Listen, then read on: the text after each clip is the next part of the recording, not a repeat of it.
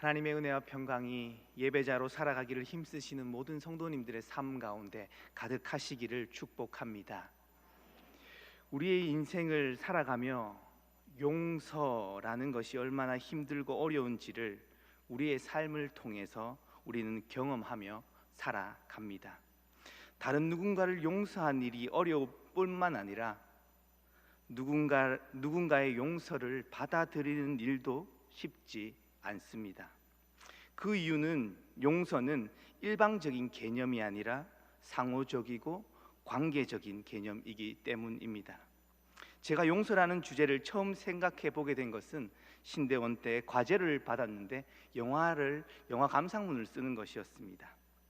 그때 보게 되었던 영화는 밀양이라는 영화였습니다. 저는 그 영화를 통해서 용서하는 사람, 용서받는 사람, 용서의 모든 과정이 참 많이 뒤틀려져 있구나라는 것을 발견하고 깨닫게 되었습니다.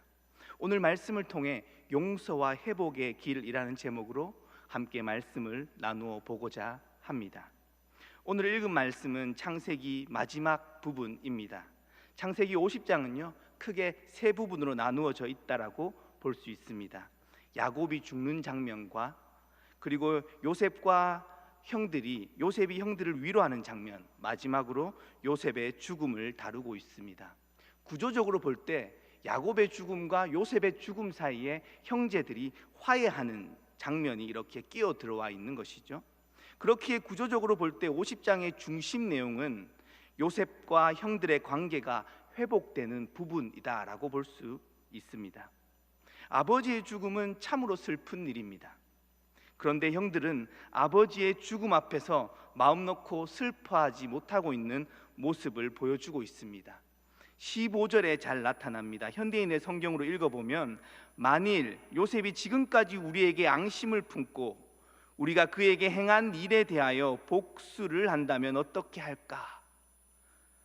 형들은 아버지의 죽음보다 자신의 인생이 위기에 처해 있다는 그러한 두려움에 빠져 있는 모습입니다. 형들은 요셉을 두려워하고 있었던 것이죠. 왜 그럴까요? 그 이유는 분명합니다. 자신들이 저질렀던 과거를 기억하고 있기 때문입니다. 이러한 이야기가 있지요. 맞은 사람은 두 다리 뻗고 자지만 때린 사람은 그렇지 못한다는 옛말이죠. 요셉의 형들의 마음의 상태를 우리는 그들의 행동을 통해서 생각해 보게 됩니다. 그들은 자신들의 불안한 상황을 해결하기 위해서 머리를 맞대고 있습니다.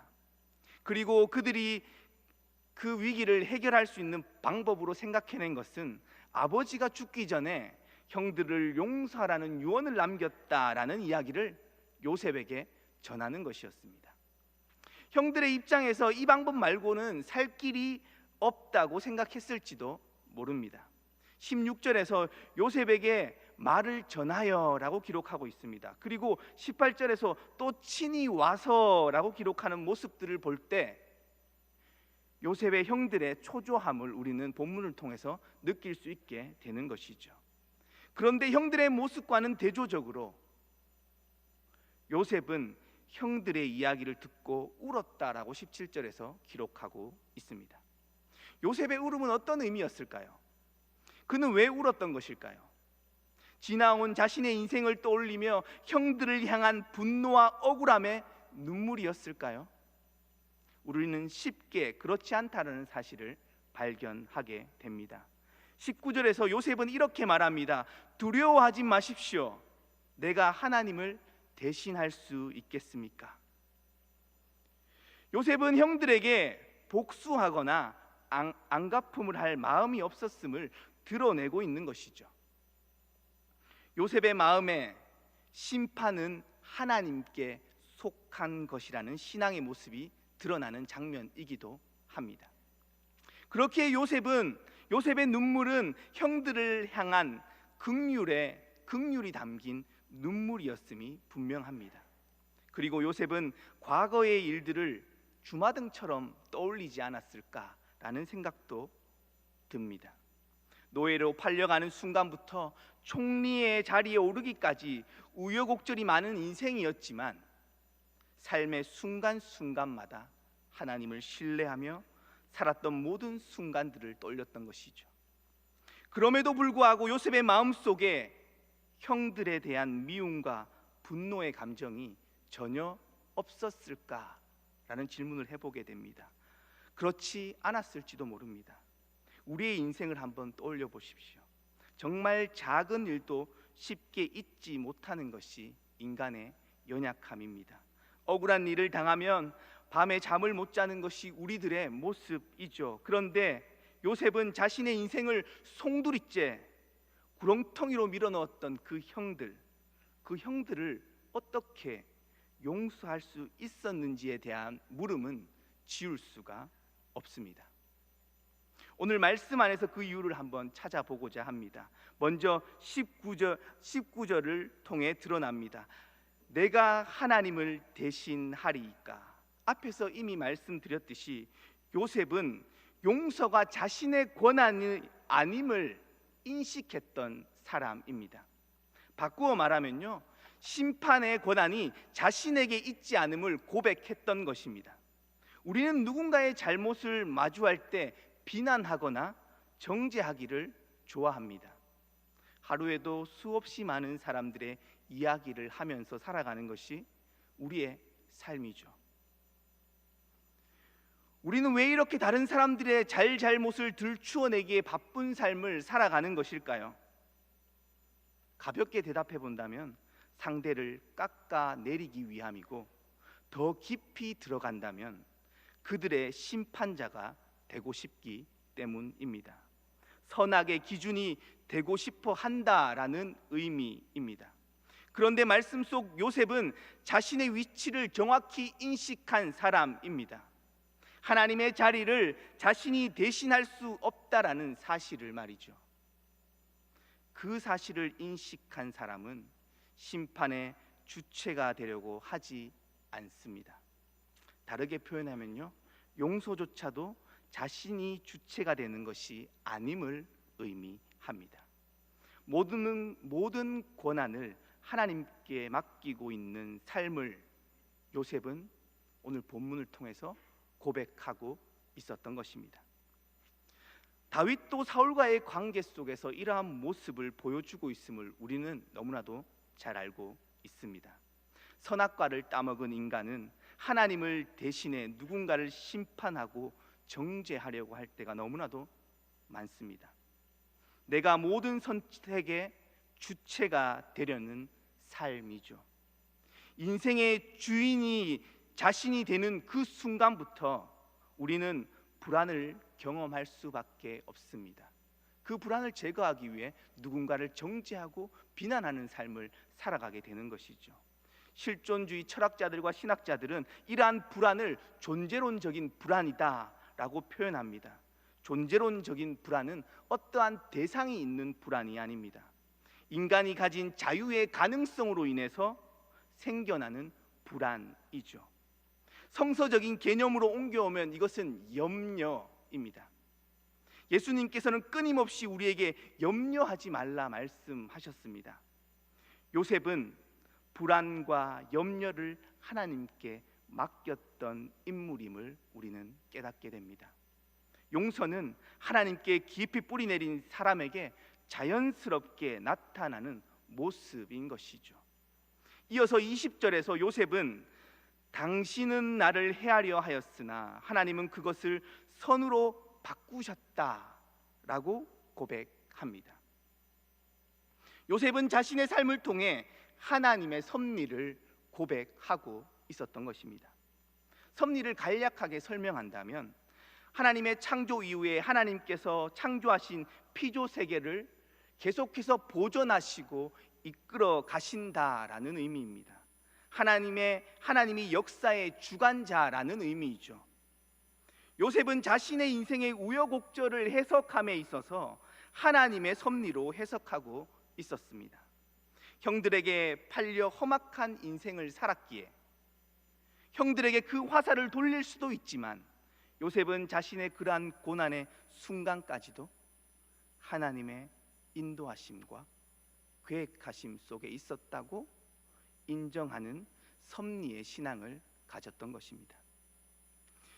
요셉은 자신에게 닥쳐온 모든 삶의 순간을 하나님의 섭리의 빛 아래서 조명해 보았던 것입니다. 그때 요셉이 깨달았던 것은 자신의 삶의 모든 순간이 무의미하지 않았다라는 놀라운 사실이었습니다. 지금 자신의 삶이 너무 무의미하고 허무하게 다가오시는 분이 계시다면, 지금까지 우리의 삶을 인도해 오셨고 지금 또 여전히 인도하고 계시고 앞으로도 인도하실 하나님의 섭리를 신뢰하실 수 있으시기를 축복합니다. 고난과 고통의 시간 속에서도 우리의 인생이 하나님의 놀라운 계획하심 속에 있음을 새롭게 바라볼 수 있게 될 것입니다. 그럼에도 불구하고 섭리를 이야기할 때 한 가지 조심해야 할 것이 있습니다. 그것은 섣불리 하나님의 섭리를 단언해서는 안 된다는 것입니다. 우리의 삶을 완전히 흔들어 놓았던 이 코로나 바이러스에 대해서 생각해 보면 좋을 것 같습니다. 하나님의 계획하심이 있을 것이라는 신앙적인 성찰과 숙고는 너무나도 중요합니다. 그러나 이러한 질병과 재난이 특정한 민족이나 집단을 향한 심판이라고 섣불리 단언하는 것은 하나님의 뜻을 왜곡시킬 수 있음을 잊어서는 안 되는 것이죠. 하나님의 뜻을 바르게 분별할 수 있도록 인내하며 기다리는 시간이 필요합니다. 요셉이 섭리를 고백한 것 역시 그의 인생에 긴 시간이 흐른 후였음을 우리는 쉽게 알 수 있습니다. 당장 우리에게 닥쳐온 그 고난의 현실을 하나님의 섭리가 있을 것이라고 섣부른 교리적인 설명은 오히려 우리를 하나님께로 나아가는 길을 막아서게 될 것입니다. 하나님께서 우리를 향하신 섭리의 방향성은 언제나 피조물을 향한 사랑이며 구원임을 기억해야 합니다. 하나님의 나라의 궁극적인 목적은 생명을 살리는 역사임을 잊어서는 안 될 것입니다. 생명의 역사는 예수님의 십자가를 통해서 우리에게 온전히 드러났습니다. 인류는 끊임없이 타락하고 욕망을 추구하는 그 길을 향해 나아갔지만 하나님의 섭리는 인간의 그 욕망까지도 사용하셔서 예수님을 십자가에 못 박으셨습니다. 그러나 이 십자가는 모든 생명을 구원하시기 원하셨던 하나님의 놀라운 섭리였음을 우리는 또한 고백하게 되는 것이죠. 어떤 사람이 진정한 용서가 가능할까요? 예수님의 십자가 사랑을 경험한 사람입니다. 지난 수요밤 예배 때 사용하셨던 담임 목사님의 표현을 빌려오면 신적인 용서를 경험한 사람만이 다른 누군가를 용서할 수 있습니다. 요셉은 하나님의 역사가 생명의 역사임을 알았던 사람입니다. 21절에서 이렇게 기록합니다. 내가 당신들과 당신들의 자녀를 기르리이다 라는 고백입니다. 요셉은 자신의 인생에 지울 수 없는 그 아픔을 주었던 그 형들을 용서하는 것을 넘어서 그들의 가족까지도 온전히 받아들이고 끌어안는 모습을 보여주고 있습니다. 직설적으로 표현하면 내가 너희 가족들을 먹여 살리겠다라는 의미입니다. 자신의 생명을 해하려 했던 그들의 생명을 자신이 살리겠다라는 것입니다. 요셉은 어째서 이러한 일을 했던 것일까요? 형제들이 자신에게 찾아와 엎드려서 호소하는 그 모습을 보고 불쌍히 여겼기 때문일까요? 도대체 요셉이 그들을 포용하고 품어주었던 동기는 어디에서 출발하였는가라는 질문을 다시 해보게 됩니다. 그 사실은 명확하죠. 요셉은 자신의 삶이 은혜로, 자신의 삶에 은혜를 베푸신 하나님으로 인해서 그들을 끌어안을 수 있었습니다. 다르게 표현하면 하나님의 은혜를 알았다는 것은 자신의 삶을 새롭게 바라볼 수 있게 되었음을 의미합니다. 복의 사람, 축복의 사람이 되는 것입니다. 생명을 살리는 길을 걸어가는 사람이 되는 것입니다. 더 나아가 이 걸음은요, 공동체를 새롭게 하는 일이었습니다. 요셉의 걸음을 통해서 그의 가족들은 온전히 회복될 수 있었음을 우리는 깨닫게 됩니다. 노벨 평화상을 수상했던 데즈먼드 투투는 남아프리카 공화국의 성공의 사제입니다. 그는 진실화해위원회라는 것을 이끌었던 인물입니다. 그는 남아공의 인종차별 그런 문제를 해결하기 위해 그 진실화해위원회를 만들었던 인물입니다. 그는 용서 없이 미래 없다라는 책을 통해서 피로 얼룩질 수밖에 없던 그 남아공이 보복의 길을 선택하지 아니하고 용서와 화해의 길을 통해서 새롭게 앞으로 나아갔던 과정을 그 책을 통해서 잘 기술해 주고 있습니다. 모든 이들은 악행을 저지른 사람들이 처벌 대신에 완전히 사면받고 자유롭게 그 땅을 활보하는 그 결정을 도저히 받아들이기가 쉽지 않았습니다. 그 이유는 무엇일까요? 우리의 사고 메커니즘 속에는요, 응보적인 정의를 생각하고 있기 때문입니다. 그렇기에 과거의 아픔을 치유하는 길이 복수하는 것이라고 생각하기가 쉽습니다. 최근에 넷플릭스에서 인기를 얻었던 더 글로리라는 작품, 그 작품은 학교 폭력을 겪었던 피해자가 자신의 모든 인생을 바쳐서 복수하는 내용을 담고 있습니다. 많은 콘텐츠들도 여러 폭력에 노출된 사람들이 통쾌하게 복수해 나가는 과정을 그리기도 합니다. 흔히 막장 드라마에서 등장하는 내용들이죠. 우리는 모두 그러한 내용의 통쾌함을 느낍니다. 그 이유는 우리 마음 깊숙한 곳에 응보적 정의, 건성징악적 사고를 하고 있기 때문입니다. 그러나 이 투투는 회복적 정의를 강조합니다. 응보적 정의는 또 다른 복수를 낳게 되기에 미래로 나아가는 희망이 될 수 없다라는 것이었습니다. 새로운 미래를 열어가는 길은 공동체적으로 죄를 고백하고 인정함과 동시에 용서함을 통해 가능하다고 역설합니다. 결국 우리는 모두 서로 연결되어 있음을 인정해야 합니다.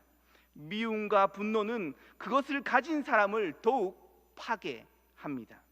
우리 안에 쓴뿌리를 가지고 다른 이들과 관계할 때 그것은 언제나 불쑥불쑥 솟아올라 우리를 힘들게 하기 마련입니다. 그렇기에 예수님은 비판하지 말고 정죄하지 말고 용서하라 말씀하셨습니다.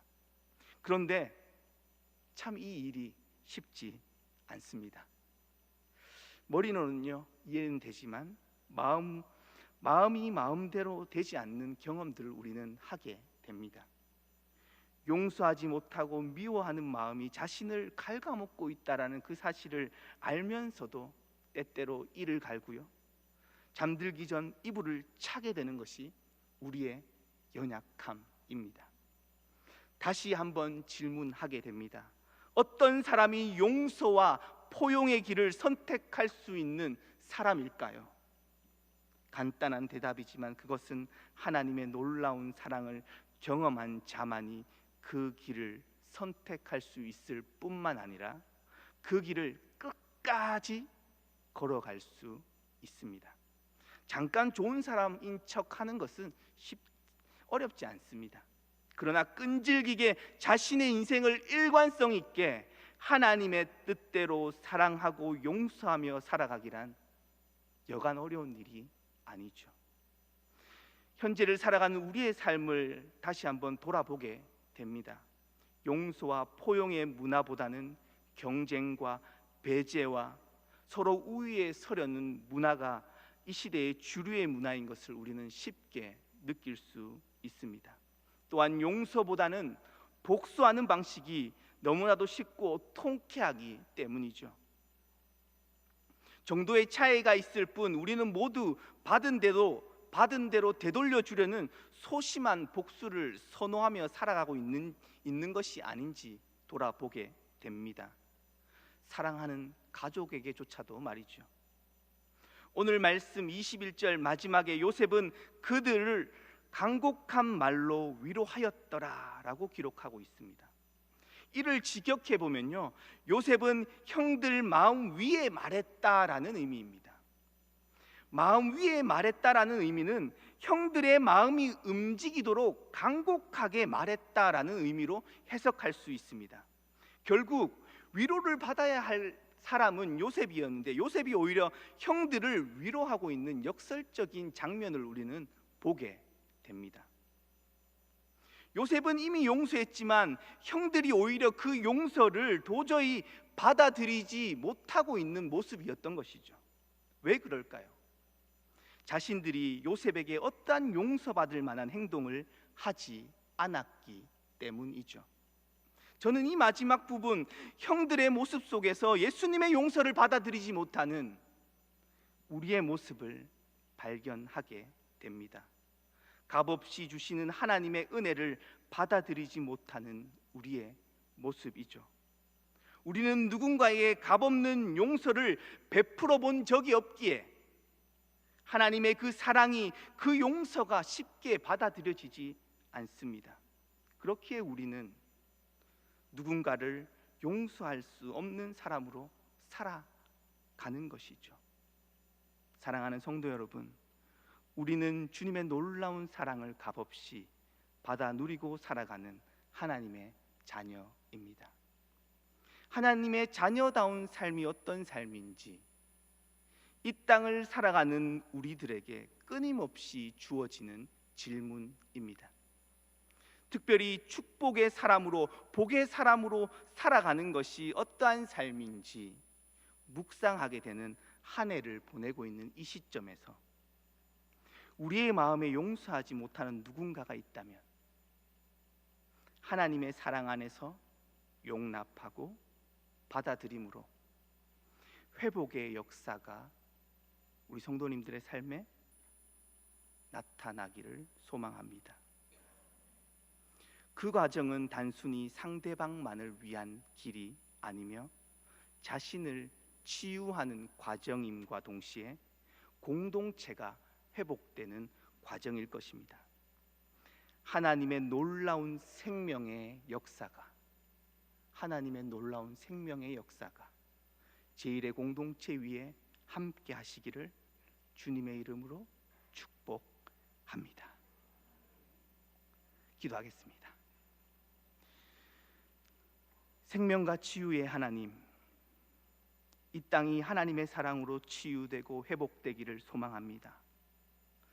아픔과 상처가 있는 자리마다 성령님 함께하여 주시고 싸매어 주시고 회복되게 하시고 용서와 포용의 역사, 회복의 역사가 나타나게 하여 주옵소서. 예수님의 이름으로 기도합니다. 아멘.